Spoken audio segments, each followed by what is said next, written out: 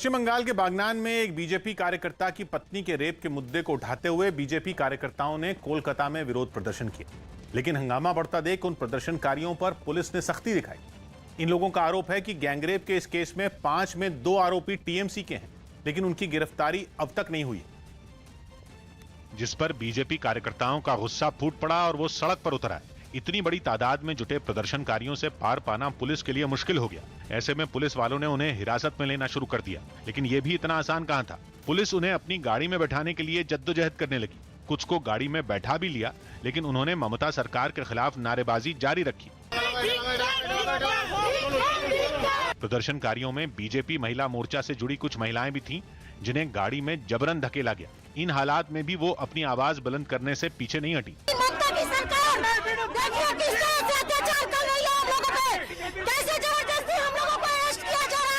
इस बीच राज्य के बीजेपी महिला मोर्चा की अध्यक्ष सामने आई और उन्होंने इस केस में पुलिस के काम करने के तरीके पर सवाल उठा दिए। मेन जो 2 अक्यूज उसको क्यों नहीं अरेस्ट किया गया अभी तक? माने हम लोग क्या ये बोलेंगे कि वेस्ट बंगाल पुलिस इतना इनकेपेबल है? काफी देर तक चले हंगामे के बीच पुलिस ने कई प्रदर्शनकारियों को हिरासत में लिया और अपने साथ थाने ले गई। दिल्ली के पास उत्तर प्रदेश के नोएडा से हैरान करने वाली एक वीडियो सामने आया है, जिसमें एक लड़की ने चलती गाड़ी में डांस किया, जिसका वीडियो वायरल हो गया और इस वीडियो में साफ दिखा कि सामान ढोने वाली गाड़ी में सवार कुछ लोगों के बीच इस लड़की ने खड़े होकर चलती गाड़ी में डांस करना शुरू कर दिया। उसने इस बात की भी परवाह नहीं की कि अगर ऐसा करने से वो नीचे गिर सकती है और उसे चोट भी लग सकती है और उसकी जान तक भी जा सकती है। वो कुछ देर तक इसी तरह नाचती रही। यूरोपीय देश ग्रीस में जंगलों के जलने का सिलसिला अब भी खत्म नहीं हुआ। वहां एविया द्वीप से तबाही की तस्वीरें सामने आई। जंगल के कई हिस्सों में धधकते शोलों को बुझाने के लिए वहां के लोग आगे आए, जिन्होंने कई जगहों पर खुद जाकर ही मोर्चा संभाल लिया। लोग वहां अपनी गाड़ियों से पहुंचे और आग बुझाने में जुटे नजर आए। कुछ लोगों ने पेड़ों को काट दिया ताकि आग आगे न बढ़ पाए, तो वहीं कुछ लोगों ने उस पर मिट्टी डालकर बुझाने की कोशिश की। आग बुझाने के लिए जुटे किसानों ने कहा कि अब यह उनके अकेले के बस की बात नहीं। Help here. We need some help.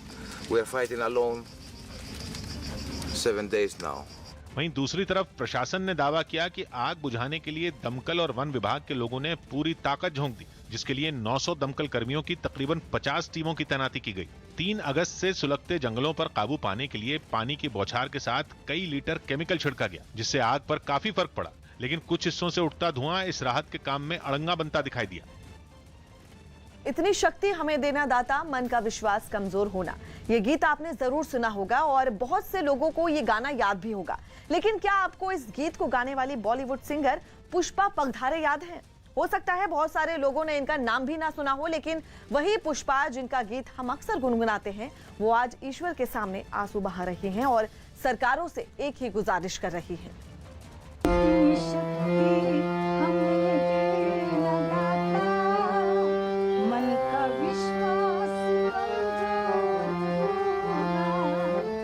जिस ईश्वर की भक्ति को अपने सुरों से पुष्पा पगधारे ने अमर बना दिया, आज उसी ईश्वर के सामने वो हर रोज जिंदगी के लिए संघर्ष कर रही है। जीवन की मुश्किलों के सामने भगवान पर विश्वास कम न हो जाए, इसलिए रोज पूजा करती हैं। 1986 में आई फिल्म अंकुश में पुष्पा पगधारे ने जो गाना गाया, वो 35 साल बाद भी उतनी ही शिद्दत से गाया जाता है।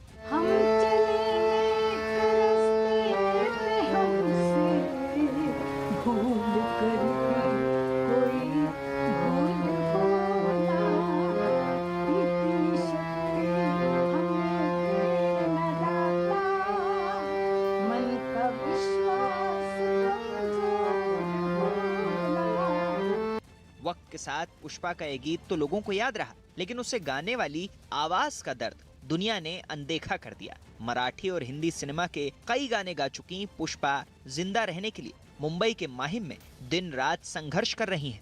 हर कलाकार को उनका जो ये मानधन है वो बढ़ाना चाहिए, ताकि हमारे आगे कुछ चल सकता है। सबकी परिस्थितियाँ ऐसी है कि 3150 में कोई चलने वाला इन्हें महीने का खर्चा नहीं होता है आजकल, तो उसमें क्या चलेगा? तो परिस्थितियाँ खराब ही है। पुष्पा जब संगीत की बात करती हैं तो अपनी मुफलिसी को भूल जाती हैं। वो बताती हैं कि बचपन से ही गाने का ऐसा जुनून था कि पिता के साथ गांव में भजन गाती थी। वहां से संघर्ष का दौर शुरू हुआ तो 80 के दशक में कई मराठी और हिंदी फिल्मों में गाने का मौका मिला। उनके गीत उस दौर में बहुत पसंद किए गए। हम चले